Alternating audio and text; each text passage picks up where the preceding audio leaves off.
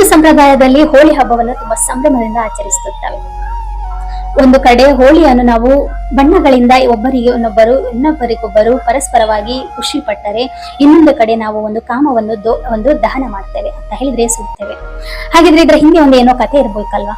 ಸುಮ್ಮನೆ ಯಾವುದು ಕೂಡ ನಮ್ಮ ಹಿಂದೂ ಧರ್ಮದಲ್ಲಿ ಇಲ್ಲ. ಅದಕ್ಕೆ ಹಿಂದೆ ಒಂದು ಐತಿಹಾಸಿಕ ಆಗಿರ್ಬೋದು, ಒಂದು ಇತಿಹಾಸ ಇದ್ದೇ ಇರ್ತದೆ. ಹಾಗಿದ್ರೆ ಈ ಹೋಳಿ ಹಬ್ಬ ಯಾಕೆ ಆಚರಿಸ್ತೇವೆ ಅನ್ನೋದನ್ನ ಸಂಪೂರ್ಣ ಮಾಹಿತಿ ಕೊಡ್ತೇನೆ. ಹಿಂದೆ ಒಬ್ಬ ಹಿರಣ್ಯಕಶಿಪು ಎಂಬ ಒಬ್ಬ ರಾಕ್ಷಸನಿದ್ದ. ಬ್ರಹ್ಮದೇವನಿಂದ ಅವನು ಏನು ಒಂದು ವರವನ್ನು ಪಡಿತಾನೆ ಅಂತ ಹೇಳಿದ್ರೆ, ಅವನಿಗೆ ಎಲ್ಲರೂ ಕೂಡ ಒಂದು ದೇವರನ್ನು ಒಂದು ಅಹಂಕಾರ ಅನ್ನೋದಿರ್ತದಲ್ಲ, ಹಾಗಾಗಿ ಅವನು ಒಂದು ಅಹಂಕಾರದಲ್ಲಿ ಮೆರೀತಿದ್ದ. ನಾನೇ ದೇವರು, ನನ್ಗಿಂತ ದೊಡ್ಡ ದೇವರಿಲ್ಲ ಅನ್ನೋ ಒಂದು ಅಹಮಲ್ಲಿ ಆ ಒಂದು ಹಿರಣ್ಯಕಶಿಪು ಇಲ್ಲ. ಆದ್ರೆ ತನಗೆ ಹುಟ್ಟಿದಂತಹ ಮಗ ಪ್ರಹ್ಲಾದ್, ಅವನ ಹೆಸರು ನೀವೆಲ್ಲರೂ ಕೂಡ ಕೇಳಿರ್ಬೋದು, ವಿಷ್ಣುವಿನ ಒಂದು ಪರಮ ಭಕ್ತ. ಯಾವತ್ತೂ ಕೂಡ ತನ್ನ ಮಗ ಯಾವತ್ತೂ ಕೂಡ ತನ್ನ ಅಪ್ಪನಿಗಾಗಿ ಕೈ ಮುಗಿಯುವುದಾಗಿರ್ಬೋದು, ತನ್ನ ತಂದೆಯನ್ನು ದೇವರಂತೆ ಯಾವತ್ತೂ ಕೂಡ ಪ್ರಹ್ಲಾದ್ ನೋಡ್ಲಿಲ್ಲ. ಆದ್ರೆ ಪ್ರಹ್ಲಾದ್ ಯಾವತ್ತೂ ಕೂಡ ವಿಷ್ಣುವಿನ ನಾಮಸ್ಮರಣೆ ಮಾಡ್ತಾ ಇದ್ದ. ಹಾಗಾಗಿ ಅವನಿಗೆ ಒಂದು ಅಹಂಕಾರ ಇತ್ತು. ಇಡೀ ಒಂದು ಜನರೇ ನನ್ನನ್ನು ಒಂದು ದೇವರಂತೆ ಪೂಜಿಸಿದ್ರೆ, ನನ್ನ ಹುಟ್ಟಿದಂತಹ ಮಗ ನನ್ನನ್ನು ಪೂಜಿಸಿದಲ್ಲ ಹೊರತಾಗಿ ನನ್ನ ಒಂದು ಶತ್ರು ಆದಂತಹ ಒಂದು ವಿಷ್ಣುವಿಗೆ ಒಂದು ನಾಮಸ್ಮರಣೆ ಮಾಡ್ತಾನೆ, ಅವನನ್ನು ಪೂಜಿಸ್ತಾನೆ, ಅವನನ್ನು ನಂಬುತ್ತಾನೆ ಅನ್ನೋ ಕಾರಣಕ್ಕಾಗಿ ಅವನಿಗೆ ಸಿಟ್ಟು ಬರ್ತದೆ.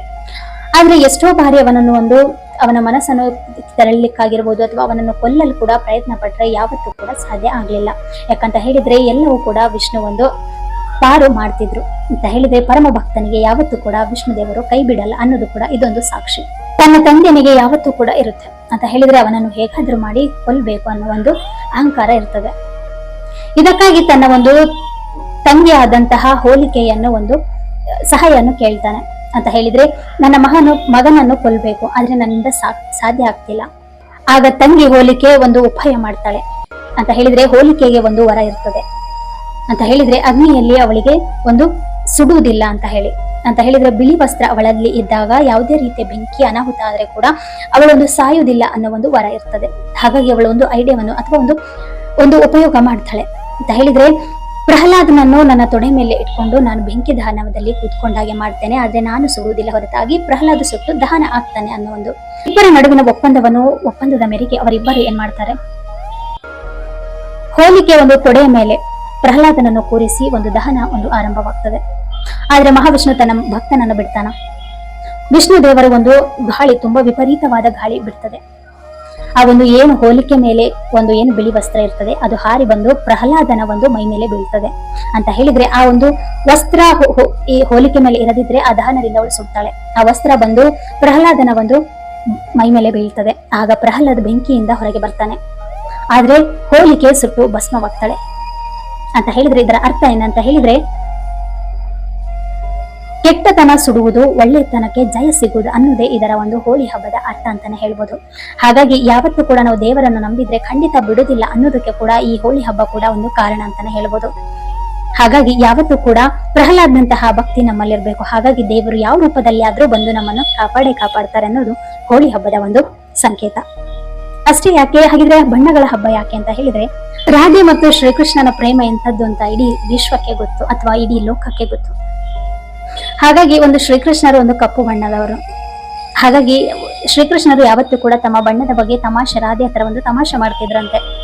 ತಮಾಷೆ ಮಾಡುವಾಗ ಬಣ್ಣಗಳಿಂದ ರಾಧೆ ಮುಖಕ್ಕೆ ಹಚ್ಚಿದ್ರಂತೆ. ಅವತ್ತಿಂದ ಕೂಡ ಇಲ್ಲಿ ತನಕ ಕೂಡ ಅದೊಂದು ಸಂಭ್ರಮದ ರೀತಿಯಾಗಿ ಆಚರಿಸ್ತಾನೆ ಬಂದ್ರು. ಇವತ್ತಿಗೂ ಕೂಡ ನಾವು ಅದ ಹಬ್ಬವನ್ನು ಆಚರಿಸ್ತೇವೆ ಅಂತ ಹೇಳಿದ್ರೆ, ಪ್ರೇಮದ ಸಂಕೇತ ಕೂಡ ಈ ಒಂದು ಹೋಳಿ ಹಬ್ಬ ಅಂತಾನೆ ಹೇಳ್ಬೋದು. ಅಷ್ಟೇ ಅಲ್ಲದೆ ಸಮಾಜದಲ್ಲಿ ಏಕತೆ ಕೂಡ ಬರ್ತದೆ ಹೋಳಿ ಹಬ್ಬದ ಮುಖಾಂತರ. ಹೌದು, ನಾವೆಷ್ಟೇ ಒಂದು ದ್ವೇಷಗಳಿರ್ಲಿ, ಎಷ್ಟೇ ಒಂದು ಕೋಪಗಳಿರ್ಲಿ, ಜಾತಿ ಧರ್ಮವನ್ನು ಬಿಟ್ಟು ನಾವೆಲ್ಲರೂ ಕೂಡ ಈ ಹೋಳಿ ಹಬ್ಬವನ್ನು ತುಂಬಾ ಸಂಭ್ರಮದಿಂದ ಆಚರಿಸ್ತೇವೆ ಅಂತ ಹೇಳಿದ್ರೆ, ನಮ್ಮ ಹಳೆಯ ನೋವು ನಲಿವು ಎಲ್ಲಗಳನ್ನು ಬಿಟ್ಟು ನಾವೆಲ್ಲರೂ ಒಂದೇ ಅನ್ನೋ ಒಂದು ಮನೋಭಾವ ಈ ಹೋಳಿ ಹಬ್ಬದಲ್ಲಿ ನಾವು ಕಾಣ್ಬೋದು ಅಂತ ಹೇಳಿದ್ರೆ, ಈ ಬಣ್ಣವನ್ನು ಕತ್ತಲೆಯಿಂದ ಬೆಳಕಿನಡೆಗೆ, ಅಜ್ಞಾನದಿಂದ ಜ್ಞಾನದೆಡೆಗೆ ಅಂತ ಹೇಳಿದ್ರೆ, ಕೆಟ್ಟವರಿಂದ ನಾವು ಹೊಸತನವನ್ನು ಹುಡುಕಿಕೊಳ್ಳುವುದು. ಅಷ್ಟೇ ಅಲ್ಲದೆ ಅಧರ್ಮ ಯಾವತ್ತೂ ಕೂಡ ಅದು ಗೆಲ್ಲುವುದಿಲ್ಲ ಹೊರತಾಗಿ ಧರ್ಮನೇ ಗೆಲ್ಲುವುದು ಅನ್ನೋದು ಈ ಹೋಳಿ ಹಬ್ಬದ ಒಂದು ಸಂಕೇತ ಅಂತಾನೆ ಹೇಳ್ಬೋದು. ಹಾಗಾಗಿ ನಮ್ಮ ಮೇಲೆ ಎಷ್ಟೇ ಒಂದು ಪರಿಣಾಮಗಳು ಅಥವಾ ಎಷ್ಟೇ ನಮ್ಮ ಮೇಲೆ ದ್ವೇಷಗಳು ಮಾಡಿದ್ರೆ ಕೂಡ ಮೇಲೊಬ್ಬ ನೋಡೋನು ಇರ್ತಾನೆ ಅನ್ನೋದಕ್ಕೆ ಸಾಕ್ಷಿ ಈ ಹೋಳಿ ಹಬ್ಬನೇ ಅಂತಾನೆ ಹೇಳ್ಬೋದು. ಹಾಗಾಗಿ ಅಷ್ಟೇ ಅಲ್ಲದೆ ಕೃಷಿಗಳಿಗೆ ಕೂಡ ಇದೊಂದು ಋತುಮಾನ ಚೇಂಜ್ ಆಗುದು ಅಂತ ಹೇಳಿದ್ರೆ, ಇವಾಗ ನಮಗೆ ಚಳಿಗಾಲ ಕಳೆದೊಂದು ಬೇಸಿಗೆ ಕಾಲ ಬರುವಂತದ್ದು, ಒಂದು ರೈತರಿಗೆ ಒಳ್ಳೆಯ ಫಸಲನ್ನು ಕೊಟ್ಟಿದ್ದಕ್ಕಾಗಿ ಅಥವಾ ರೈತರು ಈ ಒಂದು ಭೂಮಿ ತಾಯಿಗೆ ಒಂದು ಕೃತಜ್ಞತೆ ಹೇಳುವಂತಹ ದಿನಗಳು ಕೂಡ ಆರಂಭವಾಗುವುದು. ಒಟ್ಟಾರೆಯಾಗಿ ಈ ಹೋಳಿ ಹಬ್ಬ ಎಲ್ಲರಿಗೂ ಕೂಡ ಖುಷಿ ತರುವಂತದ್ದು. ಅಷ್ಟೇ ಅಲ್ಲದೆ ಒಂದು ಕತ್ತಲಿನ ಕಡೆಯಿಂದ ಬೆಳಕಿನ ಕಡೆಗೆ ಕೊಂಡೊಯ್ದು ಕಾಮದಹನ ಅಂತ ಹೇಳಿದ್ರೆ ಕೆಟ್ಟತನವನ್ನು ದಹನ ಮಾಡಿ ಒಳ್ಳೆತನಕ್ಕೆ ಹಾದಿ ಮಾಡಿಕೊಡೋದು ಈ ಹೋಳಿ ಹಬ್ಬ. ಹಾಗಾಗಿ ಈ ಹೋಳಿ ಹಬ್ಬದ ಕುರಿತು ನನಗೆ ಗೊತ್ತಿದ್ದಷ್ಟು ಮಾಹಿತಿ ನಿಮ್ಮ ಹತ್ರ ಹಂಚಿಕೊಂಡಿದ್ದೇನೆ. ಇದರಲ್ಲಿ ಯಾವುದೇ ರೀತಿಯ ಒಂದು ಸಂದೇಶಗಳು ತಪ್ಪಾಗಿದ್ದಲ್ಲಿ ದಯವಿಟ್ಟು ಕಮೆಂಟ್ ಮೂಲಕ ತಿಳಿಸಿ, ನಾನು ಅದನ್ನು ತಿಳ್ಕೊಳ್ಳಿಕ್ಕೆ ಪ್ರಯತ್ನ ಪಡ್ತೇನೆ. ಹಾಗಾಗಿ ಎಲ್ಲರಿಗೂ ಕೂಡ ಈ ಹೋಳಿ ಹಬ್ಬದ ಒಂದು ಹಾರ್ದಿಕ ಶುಭಾಶಯಗಳು. ಎಲ್ಲರ ಒಂದು ಬದುಕಲ್ಲಿ ಕೆಟ್ಟತನ ಹೋಗಿ ಒಳ್ಳೆಯ ಒಂದು ಜೀವನ ಸೃಷ್ಟಿಯಾಗ್ಲಿ, ಅಷ್ಟೇ ಅಲ್ಲದೆ ಬಣ್ಣಗಳ ರೀತಿ ಬದುಕು ಕೂಡ ಒಂದು ಬಂಗಾರವಾಗಲಿ ಅಂತ ಆಶಿಸ್ತಾ ಈ ಒಂದು ಹೋಳಿ ಹಬ್ಬದ ಮತ್ತೊಮ್ಮೆ ಆರ್ಥಿಕ ಶುಭಾಶಯಗಳು. ಹಾಗೆ ಯಾರೆಲ್ಲ ವಿಡಿಯೋಗಳನ್ನು ನೋಡ್ತಿದ್ದೀರಾ ಸಬ್ಸ್ಕ್ರೈಬ್ ಮಾಡ್ಕೊಳ್ತಿಲ್ಲ ಎಲ್ಲರೂ ಕೂಡ ಸಬ್ಸ್ಕ್ರೈಬ್ ಮಾಡ್ಕೊಳ್ಳಿ ಅಂತ ಹೇಳ್ತಾ ಮುಂದಿನ ಒಂದು ಹೊಸ ಸುದ್ದಿಗಳೊಂದಿಗೆ ಸಿಗ್ತೇನೆ. ಜೈ ಶ್ರೀರಾಮ್.